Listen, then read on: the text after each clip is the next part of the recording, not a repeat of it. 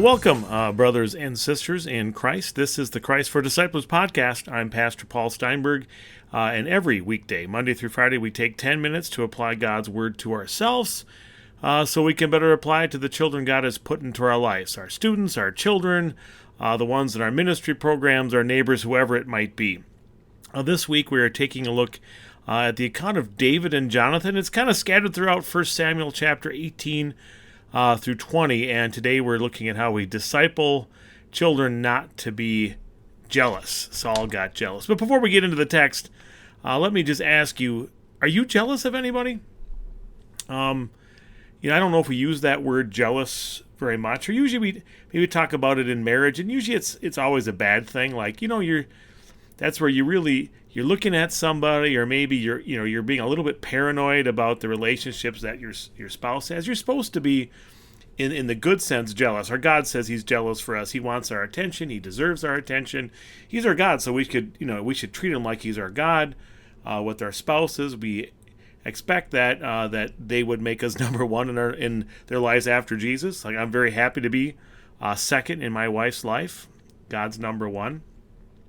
But jealous in the bad sense. That's what we're talking about, where you see somebody else and you look at them and say, how come that's not me? Or, man, when I was in high school, I got better grades than them. I was smarter than them.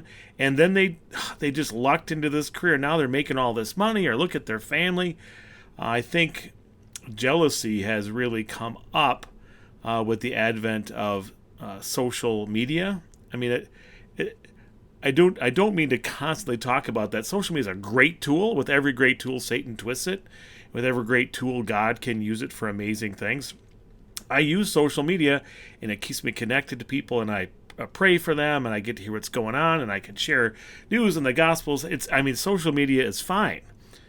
But because we're sinful, we can use it, and often people portray their lives a little bit above average. And when people view other people's lives, instead of celebrating, oh, look what great thing happened to them, they're thinking, how come my kids don't look that nice?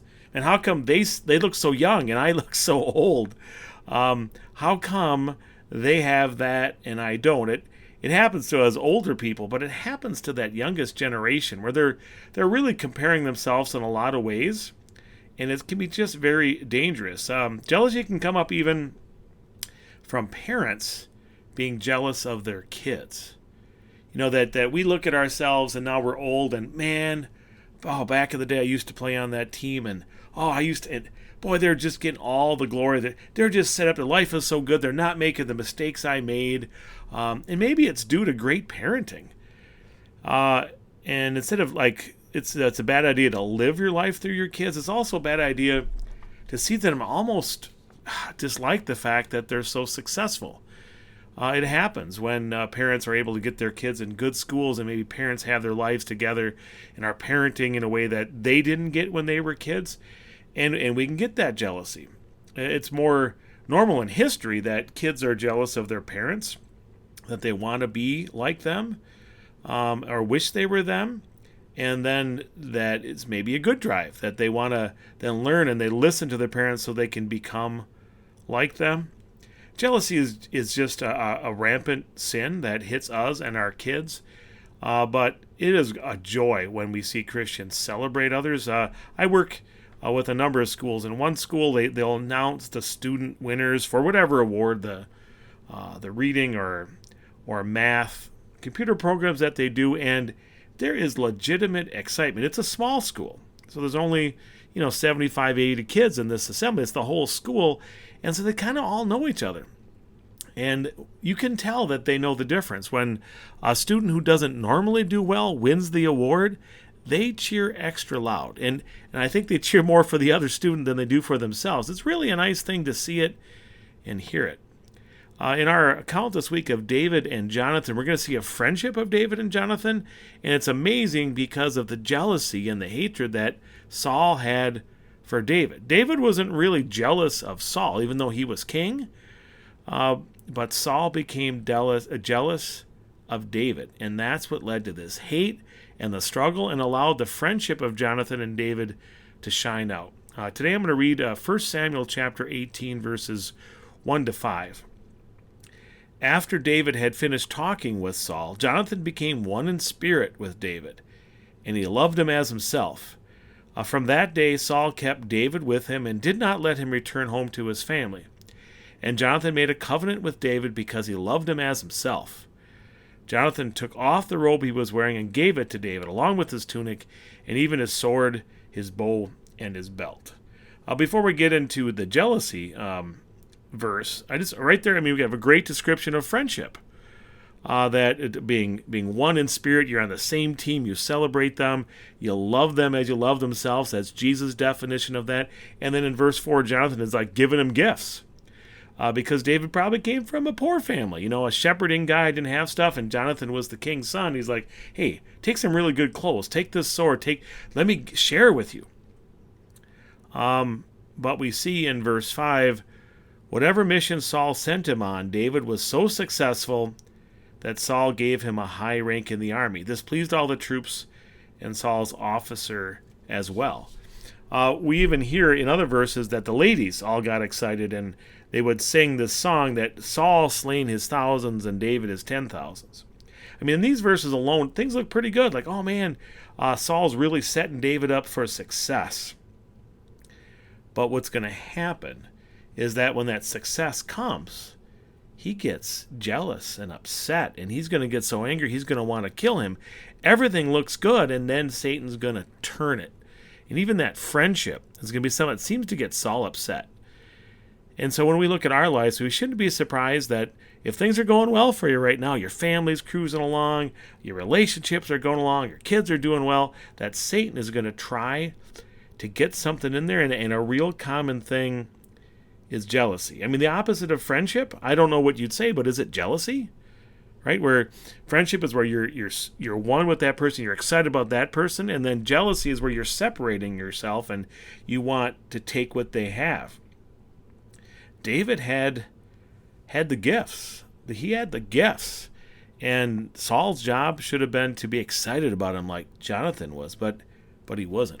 Now, I've heard a little dynamic in 2023 that, the oldest generation, like the 65-year-olds, I'm getting ready to retire people in business, they remembered how they got their position. They put in their, work, they went up the ranks, they paid their dues, however they want to say it, and finally, after all these years, they were finally put in this position of power and authority, and the youngest generation is like, hey, if I can do it, I should be able to ascend real quickly.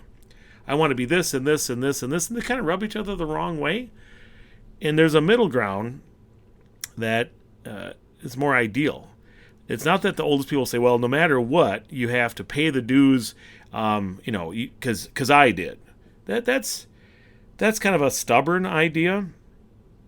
Not saying, well, if the best person for the job is the youngest person, let's give it to them. That's, rewarding a little bit, meritocracy a little bit. But it's also wrong to think that you know everything and that experience and coming up the ranks isn't a good idea. You build those relationships.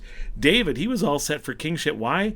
Because he did a lot of stuff. He was a hero with Goliath, and he even began to do successful military adventures, and he would slay his thousands, and people got to know the guys. He was ready. He practiced being a leader. So by the time he became king, he was actually ready. He had developed his character.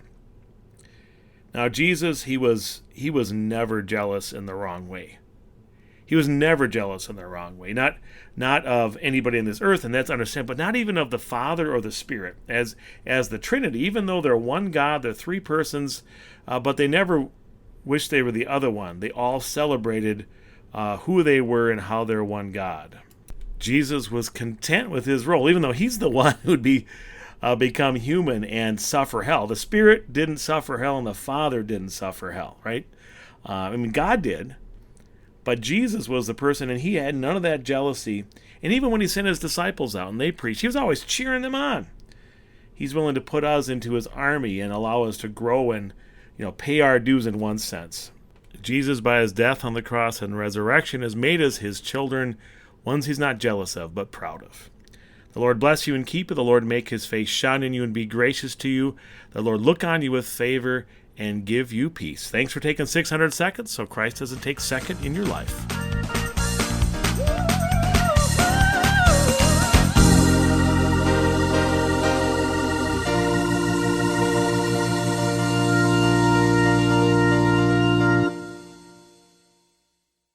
The Christ for Disciples podcast is brought to you by A City for God. Please check us out at acityforgod.org and share this podcast with others by having them go to christfordisciples.com.